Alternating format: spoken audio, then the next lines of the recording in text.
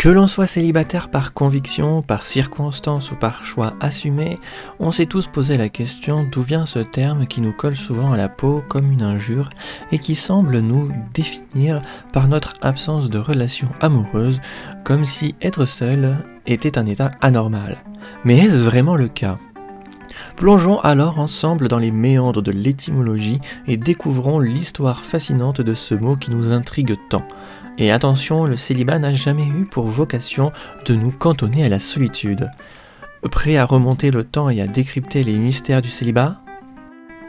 Je suis votre folle rugisseur, liseron de la lyrine, pour le podcast des métamologies, où les mots se métamorphosent et dévoilent leurs secrets à travers l'histoire et la culture.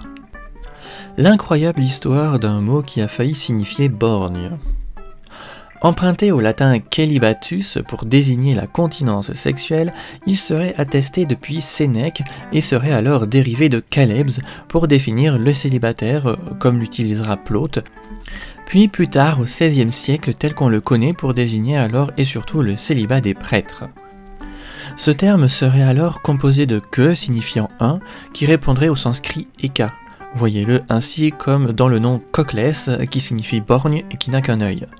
Et de libérer, qui désignerait la liberté, ou alors de lubérer pour décrire le fait de se plaire dans quelque chose, ce qui lui ferait définir alors quelqu'un aimant à être seul. En tout cas, le vocable désignera jusqu'à aujourd'hui l'état d'une personne non mariée, ou plus précisément, selon ma sainte Bible qu'est le CNRTL, l'état de vie d'une personne qui n'est pas encore mariée ou qui ne se marie pas. Puis, par extension, désignera une vie sans conjoint, une vie de continence conjugale, et encore par métonymie, un isolement affectif. Et si on parlait du vrai problème du célibat ? Cependant, il est à noter qu'il est bien difficile de savoir pourquoi le son K d'origine se sera remplacé par le son S, faisant passer celibatus à célibataire. Cela pourrait cependant s'expliquer par un phénomène phonétique appelé palatalisation, phénomène qui aurait donc eu lieu en plusieurs étapes entre le latin et le français moderne. Alors que dans le latin classique, le mot celibatus se prononçait justement avec un son K, sans équivoque, c'est dans le latin vulgaire, la langue parlée par le peuple romain du 1er au 6e siècle, que la consonne K, devant les voyelles antérieures E et I, aurait commencé à se palataliser, c'est-à-dire à se transformer en un son plus doux, proche du S ou de CH. Ainsi, voilà pourquoi, peut-être dans le français ancien du 9e au 14e siècle, le son palatalisé du latin vulgaire se serait maintenu, et que le mot celibatus se serait plus largement prononcé zelibatus avec un S doux, pour ensuite devenir dès le 14e siècle, dans le français moderne, celibatus avec un S dur. De ce fait, l'évolution de la prononciation de celibatus en célibataire est donc un très bon exemple de la façon dont les langues changent et se transforment au fil du temps. Mais pas de la fin de mon célibat, j'en ai bien peur. Mais reprenons. Conclusion, sauvé du borgne, vive la liberté. Après ce voyage fascinant dans les méandres de l'étymologie, on se demande presque si le célibat n'a pas échappé à un destin bien plus singulier. Imaginez donc un monde où célibataire aurait signifié borgne.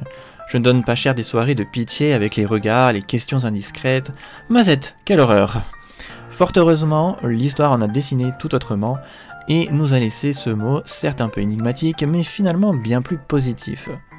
Alors, célibataire assumé, célibataire par la force des choses, ou célibataire de cœur, ne rougissons plus devant notre statut.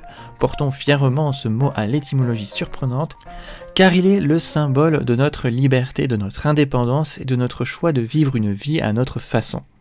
Et puis qui sait, peut-être qu'un jour un nouveau mot sera inventé pour désigner les personnes en couple, un mot qui sonnera aussi bizarre et incompréhensible qu'il ne nous semblait il y a quelques minutes pour le terme célibataire.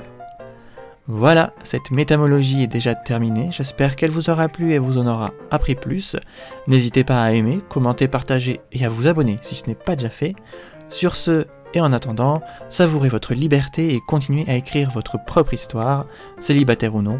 Et moi, je vous dis à la prochaine pour de nouvelles étymos.